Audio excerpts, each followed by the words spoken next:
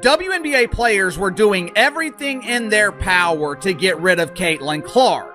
These minimum wage earners, they did not want to be rescued by the Great White Hope. This year, WNBA players have gotten exactly what they wanted. Caitlin Clark has essentially missed the entire season, and the WNBA has suffered the consequences. The entire WNBA is in a frenzy over what Caitlin Clark eventually said in an intense confrontation with Sue Bird. However, it seems to me that Steph and I have always done that. Even been something like me and Steph have always talk about when we go and watch film, and even like that New York game where I played really, really well. Obviously scored a lot of points. I think I had 9 assists or 10 assists that game. This just this last game this year.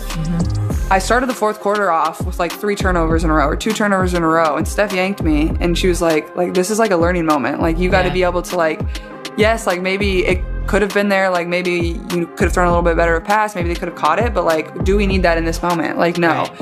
And then she subbed me back in, and there was a play where I kind of got a steal, and we're going in transition, and Kelsey Mitchell just takes off down the middle of the floor, and so there's 2 people kind of by her, and I literally go to grab the ball, and then I just dribble out, and I literally just start smiling so big, and I look at Steph, and I told her after the game, that better be on film. Yeah, I'm you don't understand how hard it was for me to not. This is an honest, unvarnished glimpse of the struggles she has been facing behind the scenes. Clark's narrative is more than simply his rehabilitation. It also includes his painful setbacks and his criticism of the league. It's about strength, pressure, and the struggle to keep the game's biggest star safe. Caitlin Clark was expected to become a superstar during her debut season. Rather, it turned into a stop-and-go slog that put her emotional, mental, and physical limits. I know you want to be out there. Definitely been hard. Yeah.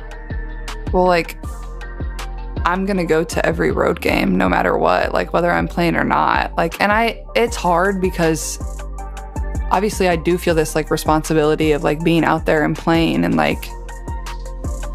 not that I think there's a fear of any of this ever going away.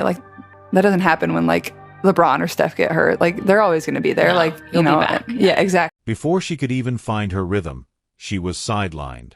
Clark will miss at least 2 weeks with a left quad strain. Wednesday's game at the Mystics will be the first game she's ever missed, college or pro here. She was out from May 28th until June 10th due to that injury.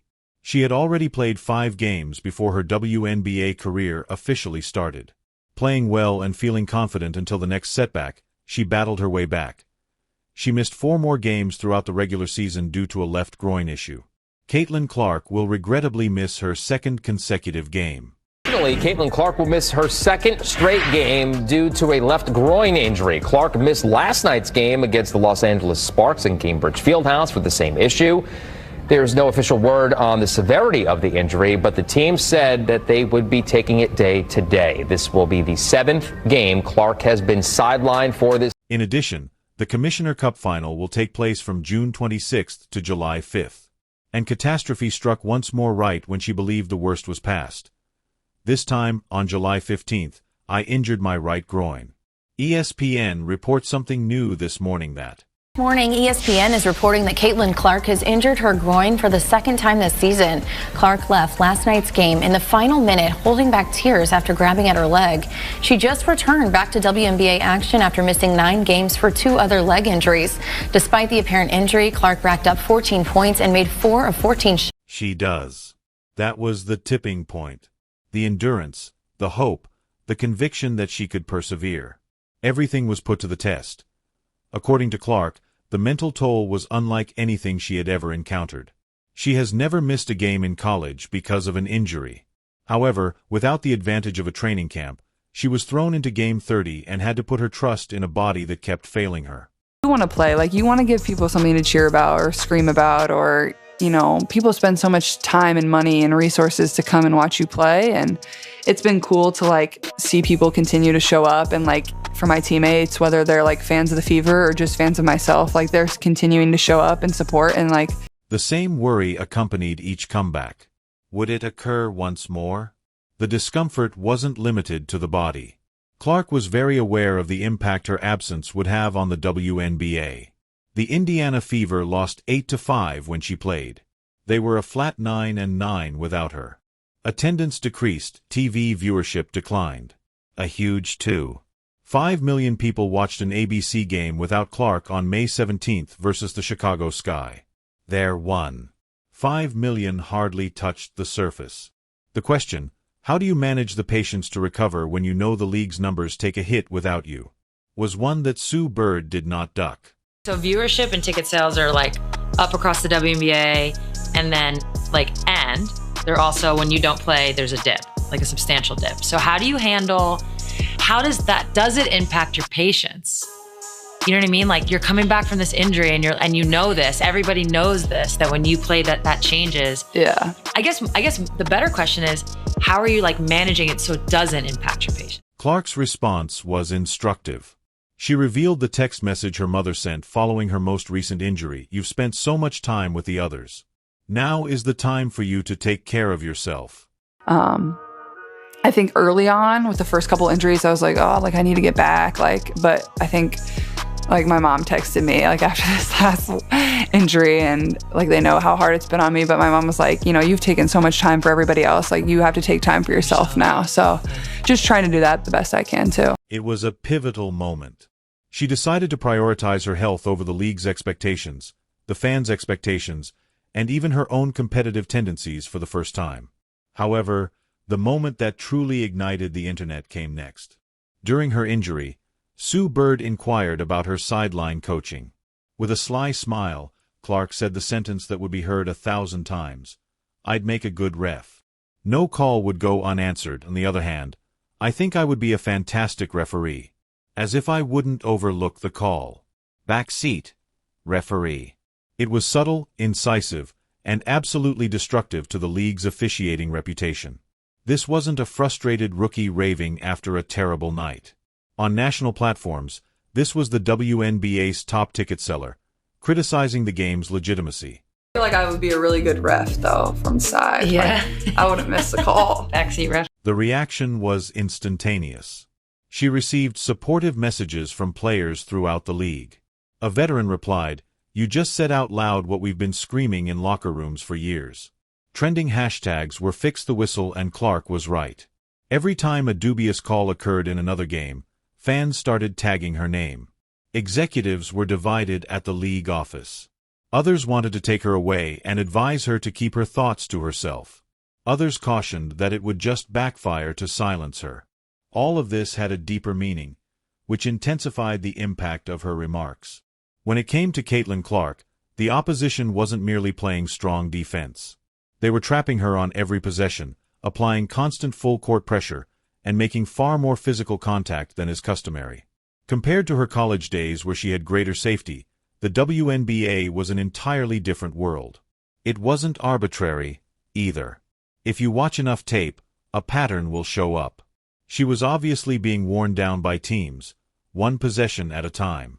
Clark acknowledged that she had never experienced the amount of beating that caused her injuries this year.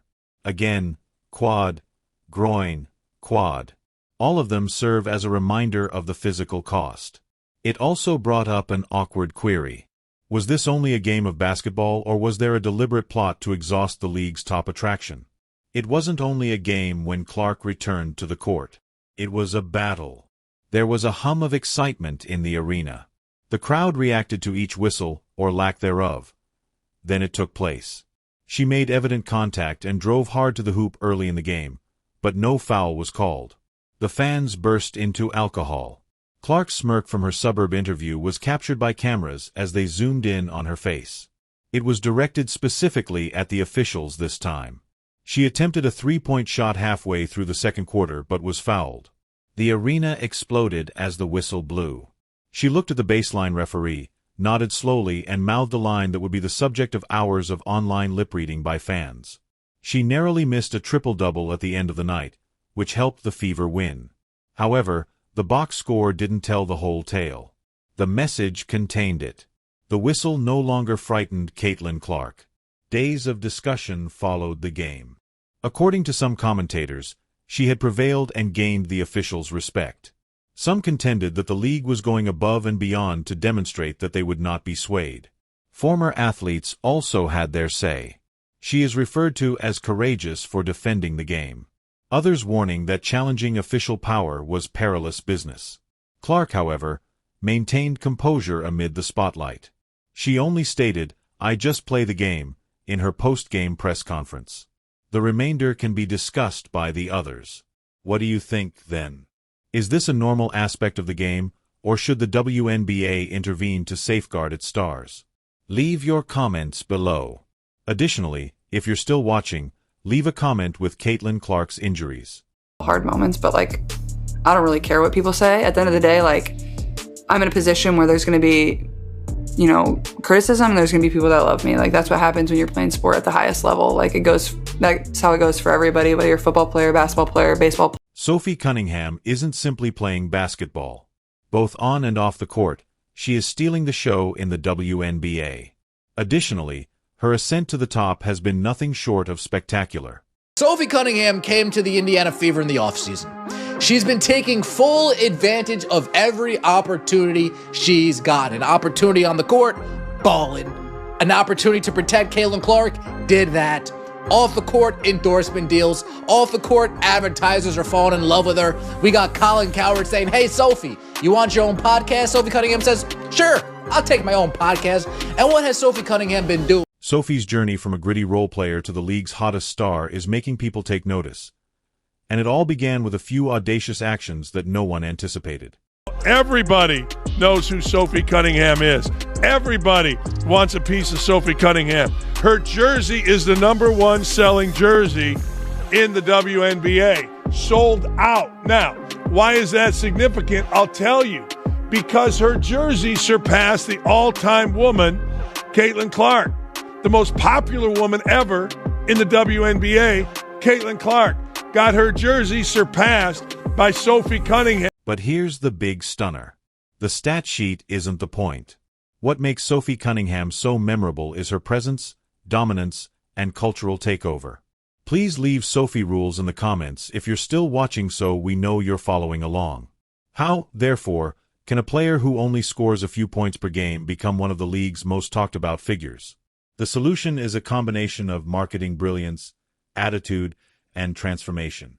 Happening here. Sophie needed to get that off of her chest. The referees are treating her like a princess. She might as well be wearing a tiara. It's never really a winning mentality. She's made it clear she's not afraid to get a fine. The one thing that it seems that WNBA players can agree on is the officiating sucks in the WNBA. She knows how to play the game, and her game is translating just nicely to the. And to understand Sophie's takeover, you must begin with her beginnings.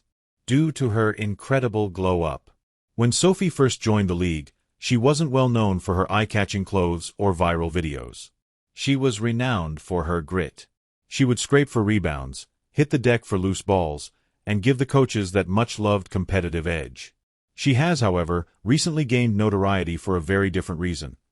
Her muscles are leaner, her footwork is more accurate, and her style is louder than ever.